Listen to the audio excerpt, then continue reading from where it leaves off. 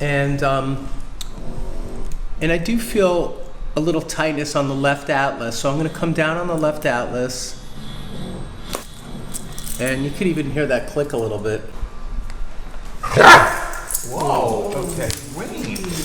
That's a real bad one. But I think that's the one, if I could get, it's going to make a difference. Switching to an activator.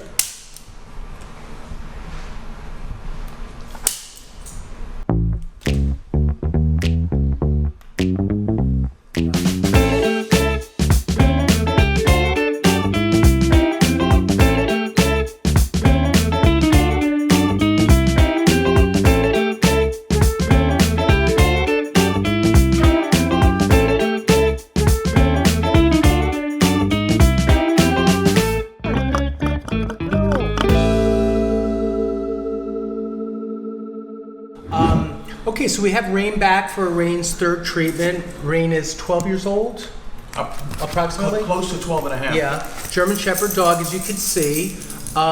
Rayne, just to review, if you haven't seen the first two videos, which we're leaving the link in the description box so you can catch up if you want to see. But Rayne has some rear end weakness and instability, and we're looking at that as well as the whole body and doing the best job we can. There's not a nicer, more friendly dog around. Oh, definitely. So this is Phil, and Janet's over there. Phil, give us an update of what you've seen we've done 2 treatments, now this is third, and we've been coming once a week. We're coming once a week. This is he's improving each and every time. I mean, at night he goes for a walk without his walker. It's a short walk, but he's able to do it. A couple of weeks back, he couldn't walk more than 10, 15 feet without falling. So how long is the walks now without falling? Well, we can like maybe 2 minutes, a block, maybe about a block. And he doesn't like going out at night. Okay. But that's always been a short walk. Okay. But you're getting something without him sagging down and collapsing. No, he doesn't do it. It takes a lot longer before he does that. Right. And we see he's in that puppy sitting position. This is, where the dog, an older senior dog might collapse into this position. Mm-hmm. Now, did he sit this way as a young dog, or is this No, this is something new. Yeah. So we usually see that if there's a rear end weakness and the musculature and it just sinks, and I don't know if this will ever restore. This is how Rayne chooses to collapse into his seated position. But let's get started. May I work on you today, Rayne? I asked you before, but just want to ask you now. And I do feel a little tightness on the left atlas, so I'm going to come down on the left atlas. And you could even hear that click a little bit. I kind of did, yeah. Yeah. Now, did you hear Janet from over there? Oh, wait. Oh, one thing I should say, and if you watch my videos, unfortunately, this shows up a lot, is they're doing construction, and that's New York City. Maybe one day I won't live in New York City, I'll live in a quiet place with the woods and I once knew of this chiropractor that worked in Maui, and he had his office where there was like a room inside the building or inside of the house, and behind you could see the ocean and the palm trees, and he also had a table on this back porch. Oh, tree outside. Yeah, so wouldn't that be a nice way to spend your day, is giving your chiropractic treatments by the ocean with palm trees and sunsets, so that's not my life. So now I'm on the lower right, and the lower right, it's really tight. Actually, both sides. So I'm down at the base of the neck, C5. There's 7 bones in the neck. Dogs have 13 thoracics and 7 lumbars. We have 7 bones in the neck, 12 thoracics, and 5 lumbars. But I'm on the 5th bone, both sides, on the lower neck, and I found real tightness there. So I'm just massaging into the shoulders. And this is the type of massage you would do on a friend sitting at a desk, perhaps. And massage is so important for older dogs and dogs of any age on so many levels. I mean, there's random petting, but now we're doing a deliberate, intentional massage, and I'm working into this area. But touch is so good for us to do with our dogs. And sometimes it's diagnostic. We can run our fingers down our dog's back, and you'll feel it wince at a certain spot, and that maybe will tip off the idea that your pet might be in pain.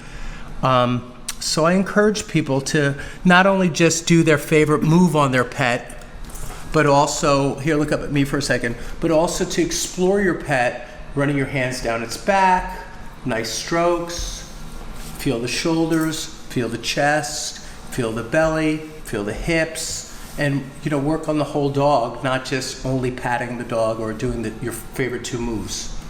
So back to C5, and I'm going to adjust in here if that's okay, Rayne. Ooh, okay.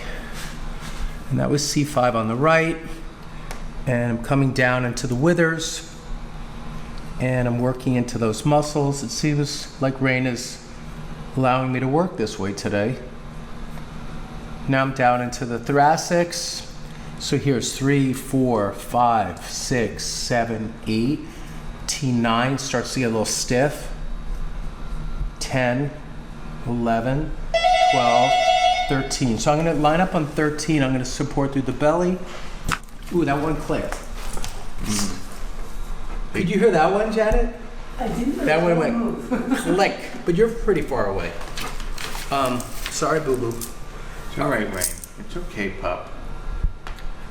Ooh, that one's moving nice. So when you hear me say got it, sometimes all the time on my videos, I use that word a lot. Sometimes it's because I actually hear a click. Sometimes I feel it slide into position, and it goes thunk and just fits right in. And then I go back, or I can touch it, and it has something called joint play or joint spring. And here, hold a little more snug for a second. So a spring is like, I can take my thumb right here, and there should be like a little spring to it. It shouldn't be stiff. And I can move my knuckles, and they should be able to bend and move. And if not, that rigidity is not nice, because the joint should have movement and spring and bounce to it. So I'm coming down the back and things are springing nicely, and then I get up to T13 in this case, and it's rigid with no joint spring. So then I go, and whether you could hear or not, I heard it because it made a click. Hopefully when you play it back, we'll be able to hear it. But I also felt it spring. The spring came back, and that gets me excited. And so that's the part I'm saying got it about, is I want to feel that joint slide and spring and not be frozen, rigid, or fixated. So I'm coming back to the same area, and they're bouncing nice spring. And then this one's not springing. And now I'm in the lumbars. So this is L2. And that one I got.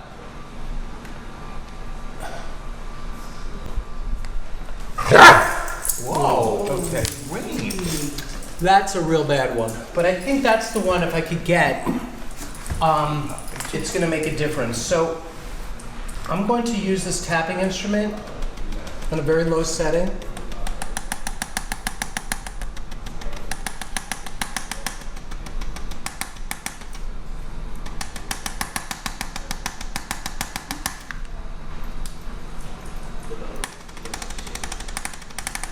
When I have it on a high speed, it taps 10 to 12 times per second. And this is a percussive instrument called the arthostim, and it's for humans, but can be used also on any joint. Artho means joint, but this is percussive. It's actually adjusting and tapping. So I'm trying to bring some movement to these joints.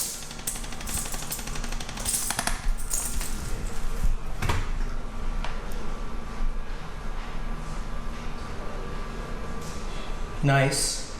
This one's not moving.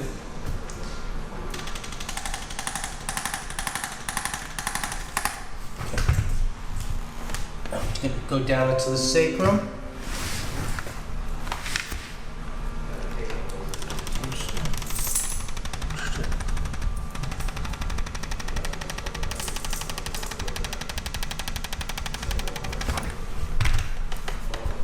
switching to an activator.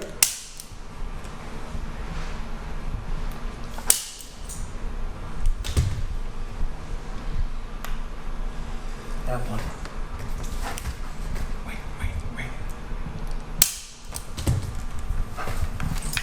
I'm checking the hips now, and here's something on the left hip and up in here. I'm going to check into the psoas muscles on the hip flexors, and there's a real tight psoas on the left, so I'm going to rub that out for a minute. I think I'm done with the adjusting unless I find one last thing, and I'm rubbing on the inside of the hip socket. And it's good to get this because his left leg is the one that crosses over a little bit, right? The left leg? Yes. And there we go. Especially if you see some of the earlier videos that we did with Rayne, you'll be able to see his left leg swing a lot.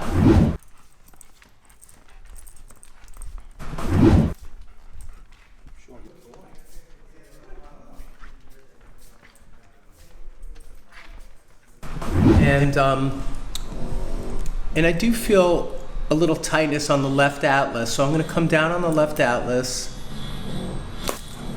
and you could even hear that click a little bit. I kind of did, yeah. Yeah.